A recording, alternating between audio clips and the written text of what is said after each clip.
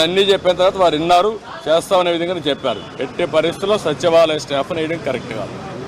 Selection process కాదు, competitive best practices all over the country ఏవే చేస్తారో అవే చేయాలి.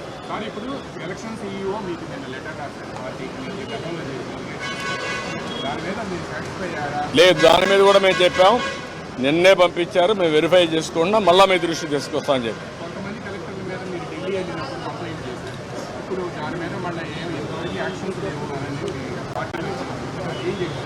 ఈరోజు కూడా మళ్ళీ మేము చెప్పాం, ప్రతి ఒక్క ఆఫీసర్ పైన మేము స్పెసిఫిక్ ఎవిడెన్స్ ఇచ్చాం, దానిపైన లాజికల్గా యాక్షన్ తీసుకోవాలి, క్రిమినల్ ప్రాసిక్యూషన్ కూడా చేయాలి. సార్, ఇది ఇంత తిరుపతి ఎంపీ ఎలక్షన్ నుంచి బై ఎలక్షన్ నుంచే ఇది స్టార్ట్ అయింది సార్, ఫోకస్ అయింది. కానీ 2 years అయినా దీని మీద అవి కూడా ఇచ్చాం. మరి తిరుపతి బై ఎలక్షన్లో జరిగింది, గ్రాడ్యుయేట్స్ కాన్స్టిట్యున్సీ ఎలక్షన్లో జరిగింది, 2019 జరిగాయి.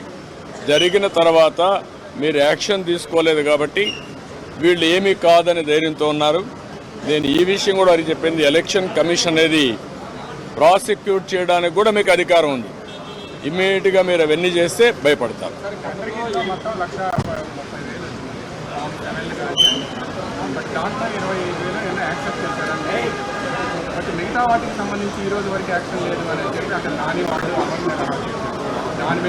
ఆ విషయం కూడా వారికి చెప్పాను, ఆయన అరెస్ట్ చేశారు.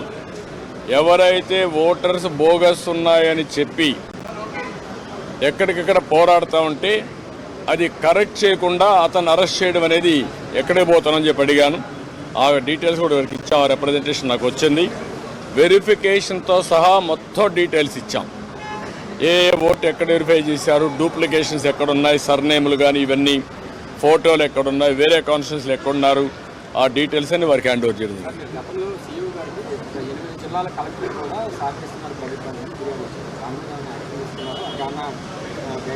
వారు చెప్పింది ఏంటంటే, మేము ఇంతవరకు కొన్ని యాక్షన్స్ తీసుకున్నాం, మళ్ళీ మీకు కమ్యూనికేట్ చేశాం.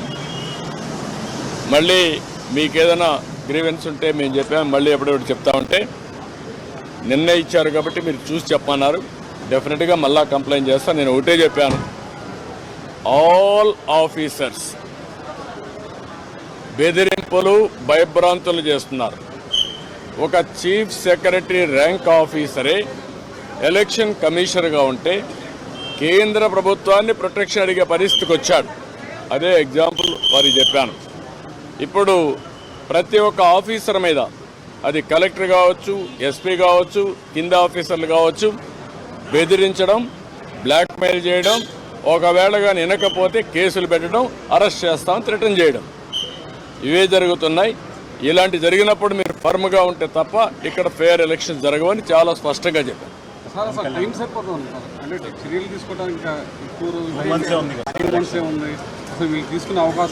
అంటే మీరు ఒకటి గుర్తుపెట్టుకోవాలి, ఎలక్షన్లు 2 నెలలే ఉంది, ఎలక్షన్ ప్రాసెస్ స్టార్ట్ అయిపోయింది, ఎన్యూమరేషన్ అయిపోయింది, ఓటర్స్ వెరిఫికేషన్ అయిపోయింది, ఆ డేట్ కూడా ఈ నెల 24వ తారీఖు డేట్ కూడా ఇచ్చేశారు. ఇవన్నీ అయినాయి. కానీ ఫర్మ్గా ప్రతి ఒక్కటి ఎలక్షన్ కమిషన్ కానీ అనుకోకపోతే ఇంకా స్లిప్ అయ్యే అవకాశం ఉంటుంది. టైం ఇంకా మీకు తిరిగి రాదు. Election day is decided, polling day is decided, counting day కూడా డిసైడ్ అయిపోతుంది 2-3 రోజుల్లో. అది కాదు ఇక్కడ ఇష్యూ. వీళ్ళెంత ఫర్మ్గా ఇప్పుడు ఇంతవరకు చేసిన ప్రాసెస్ ఎట్లుందో చూడడానికి వచ్చారు. ప్రిపేర్డ్నెస్, ఆ ప్రిపేర్డ్నెస్లో ఏం చేయబోతున్నారో, ఏం జరిగిందో అన్నీ మేము మా యొక్క అబ్జర్వేషన్స్ కానీ, మాకుండే బాధలు కానీ, ఇక్కడ జరిగిన విషయాలు కానీ చాలా స్పష్టంగా వారికి ఎక్స్ప్లెయిన్ చేశాం. Now it is the duty of the election commission to conduct free and fair pole. నేను అది కూడా చెప్పాను, ఒకప్పుడు ఎలక్షన్ కమిషన్ లేనప్పుడు కూడా నేను ఎన్నికల్లో పోటీ చేశాను.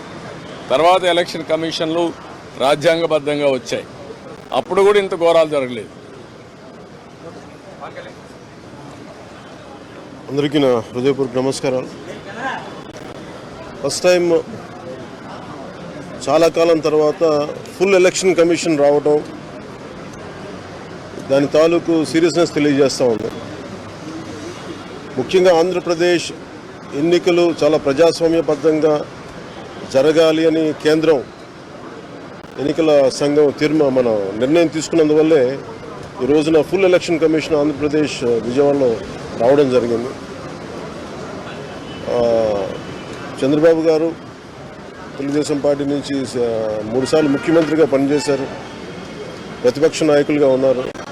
ఆయన సుదీర్ఘమైన అనుభవంలో కూడా నేను ఎన్నిసార్లు ముఖ్యమంత్రిగా ఉన్నప్పుడు కూడా ఎలా జరిగినాయని చాలా బాగా వివరించారు.